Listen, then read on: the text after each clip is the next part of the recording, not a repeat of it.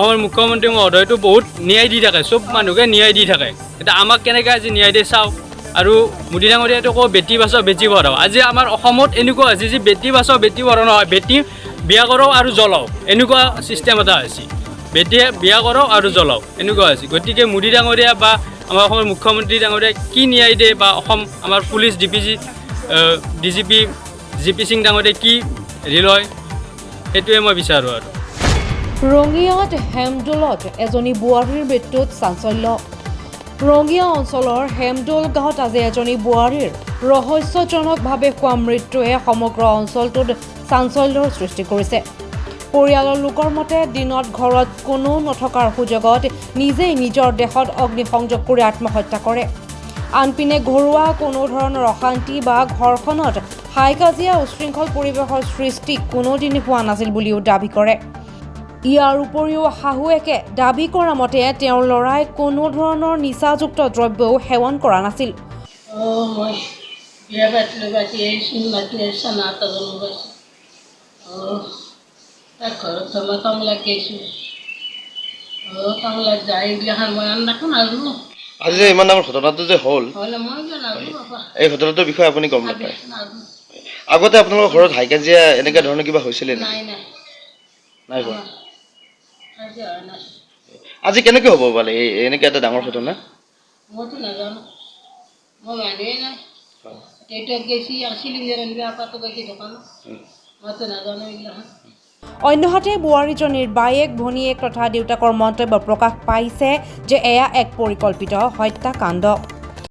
4 দিন আগত ছোৱালীটোৱে আলহী খাব গ'ল, বায়েক বৌক চব গোটেই গ'ল এই আমাৰ ভণ্টিৰ ঘৰত। তাতে এখন গাড়ী দেখা পাই ছোৱালীজনীয়ে কান্দা কাটা কৰাত তেওঁৰ পৰা হেনো 200 টকা লৈ তাই এখন গাড়ী কিনিব খুজিলে। তাইৰ 200 টকাটো কিয় কমিল, তাৰে হৈ তাক নানান অত্যাচাৰ কৰিছে।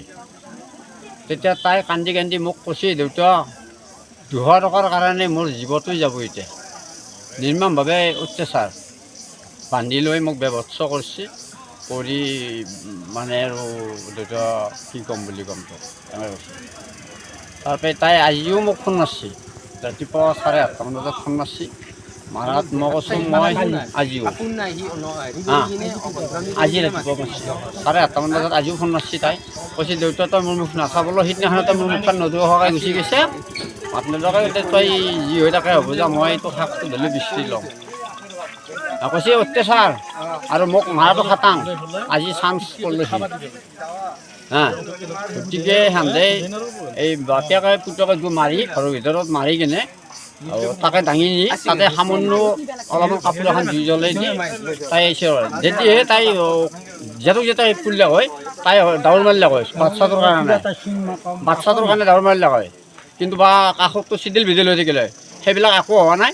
খালি তাই পৰি আছে, সেই কৰাই তাই জীৱটো সেনেকৈ গুচি গৈছে, ভিতৰতে গৈছে জীৱ, কিন্তু সেই মৰা কাঠত জুই লগাই দিয়াৰ নিচিনাই হৈছে। তেওঁলোকৰ মতে মৃত মহিলা অংগীতাক হত্যা কৰি ঘটনাক গাপ দি আত্মহত্যাৰ প্ৰমাণ দেখুৱাবলৈ তাইৰ দেহত অগ্নিসংযোগ কৰি দিছিল।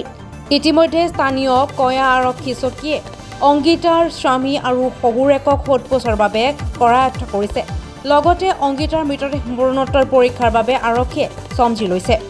আজিৰ পৰা কেইদিনমান আগত তাই মোক ফোন মাৰিছিল, ৰাতি মাৰি পেলাই কয় যে হৰেশ্বৰ ডেকাই তাৰমানে তাইক বহুত অত্যাচাৰ কৰে, বহুত মাৰে বা হেৰি কৰে, একদম অত্যাচাৰ কৰে। আৰু লগতে সিহঁতৰ বনীয়েক কেইজনী আহে, সৰু বনীয়েকজনী আহি মানে বাচ্ছাটোক খোৱা গাখীৰখিনিও তাই ঘৰত লৈ গুচি যায়। দেউতাকটো আছেই, হৰেশ্বৰ ডেকাৰ দেউতাকেতো অত্যাচাৰ কৰে, গালি গলজ পাৰে, একদম বায়েক এটা আছে, সিহঁতেও আহি অত্যাচাৰ কৰি থাকে, সিহঁতে আহি একদম নানান ধৰণৰ তাক কথা মাতি থাকে আৰু এই বায়েকটো এনেকুৱা।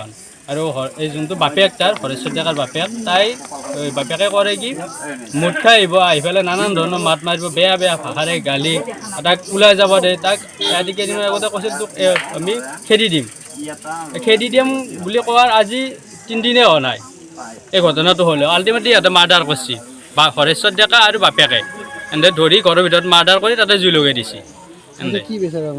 আমি এতিয়া ন্যায় বিচাৰোঁ, এইটোৱে। আৰু আমাৰ মুখ্যমন্ত্ৰী মহোদয়টো বহুত ন্যায় দি থাকে, চব মানুহকে ন্যায় দি থাকে। এতিয়া আমাক কেনেকৈ আজি ন্যায় দিয়ে চাওক।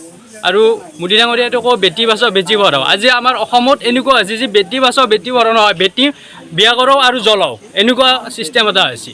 বেটিয়ে বিয়া কৰক আৰু জ্বলাওক এনেকুৱা হৈছে গতিকে মোদী ডাঙৰীয়া বা আমাৰ অসমৰ মুখ্যমন্ত্ৰী ডাঙৰীয়া কি ন্যায় দিয়ে বা অসম আমাৰ পুলিচ DGP GP সিং ডাঙৰীয়া কি হেৰি লয় সেইটোৱে মই বিচাৰোঁ আৰু অংগীতাই মৃত্যুৰ সময়ত এজনী মৰম লগা ১.৫ বছৰীয়া সন্তান এই সংসাৰত এৰি থৈ যায় পিছে এয়া হত্যা নে আত্মহত্যা আৰক্ষীৰ তদন্তৰ পাছতহে সকলো ওলাই পৰিব হাজোৰ পৰা প্ৰাঞ্জল কলিতাৰ ৰিপৰ্ট DA 365